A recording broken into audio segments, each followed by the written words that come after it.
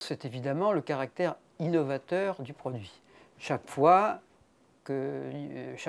ces produits arrivent, on s'attend à ce qu'ils soient dans la gamme des produits existants concurrents, le produit qui apporte quelque chose de neuf, et plus encore, quelque chose de neuf qu'ensuite les autres vont lui envier et lui copier. Alors deuxièmement, il y a quand même un aspect, j'allais dire,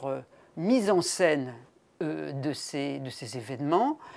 mise en scène intelligente de ces événements, en ce sens que le marketing à Apple s'appuie sur ce mouvement de foule pour le gérer et fixer des dates, faire des cérémonies, et donc à chaque fois créer un mouvement. C'est un peu prendre date, un petit peu comme on prend date dans le domaine de la haute couture à certaines périodes. Ça fait partie en quelque sorte de la cérémonie d'être en premier, pouvoir sortir en brandissant au bout de son bras le nouvel appareil, dont ensuite ils vont se servir en quelque sorte dans leur environnement personnel pour montrer, moi j'ai celui-là et puis voilà ce qu'il fait, et il explique et les autres s'émerveillent. Donc c'est une position